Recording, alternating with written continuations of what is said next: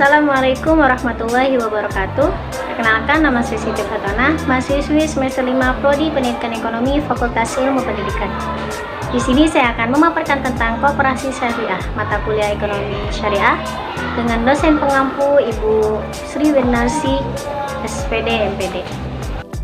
Di Indonesia bukan hanya mengenal perbankan syariah, tapi ada juga koperasi syariah. Koperasi syariah merupakan aktivitas usaha yang bergerak pada bidang simpanan, pembiayaan, dan investasi berdasarkan penerapan sistem bagi hasil atau syariah. Tujuan dari koperasi syariah. Koperasi syariah memiliki tujuan pada umumnya, yaitu untuk memajukan kesejahteraan para anggotanya dan masyarakat luas, serta membantu membentuk perekonomian Indonesia berdasarkan penerapan dari nilai-nilai yang diajarkan Islam. Selanjutnya ada fungsi koperasi syariah, yaitu yang pertama, membantu mengembangkan dan mewujudkan sistem ekonomi nasional dengan mengutamakan ekonomi kerakyatan dan azas kekeluargaan. Lalu yang kedua, membantu membangun keahlian para anggota maupun masyarakat luas agar lebih sejahtera keadaan sosial ekonominya. Yang ketiga, mengembangkan kualitas sumber para anggota yang terlibat agar bisa lebih konsekuen, konsisten, amanah, profesional saat menerapkan nilai-nilai syariah Islam.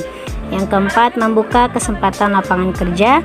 Yang kelima, sebagai penghubung dua pihak, yaitu penyedia dana dan yang memakai dana, agar dana yang dipinjam bisa lebih optimal dimanfaatkan.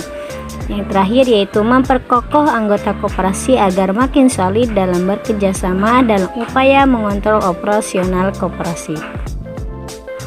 Perbedaan koperasi konvensional dan koperasi syariah. Terdapat beberapa perbedaan antara koperasi konvensional dan koperasi syariah.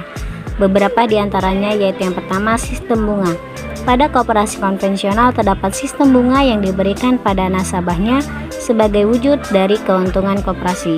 Sementara dalam koperasi syariah menerapkan sistem bagi hasil sebagai salah satu keuntungannya. Yang kedua, sebagai lembaga zakat. Koperasi konvensional biasanya tidak menjadi tempat penyalur zakat. Lain halnya dengan koperasi syariah yang menyediakan layanan penyalur zakat sebagai salah satu praktik ekonomi di dalamnya. Sisi pengawasan. Pada koperasi konvensional berfokus pada pengawasan kinerja pengelolaan koperasi saja.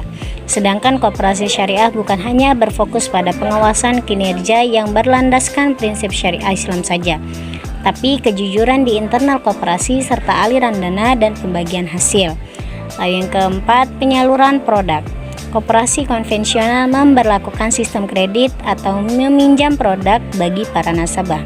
Nasabah yang meminjam dana atau barang harus mengembalikan beserta dengan bunga pinjaman di waktu yang sudah disepakati. Sementara koperasi syariah tidak memberlakukan sistem kredit pada uang atau barang-barangnya, tapi dijual secara tunai dan tidak menerapkan sistem bunga. Koperasi syariah lebih mengedepankan sistem bagi hasil. Jika ada nasabah koperasi yang mengalami kerugian, koperasi tersebut akan memperoleh pengurangan pengembalian.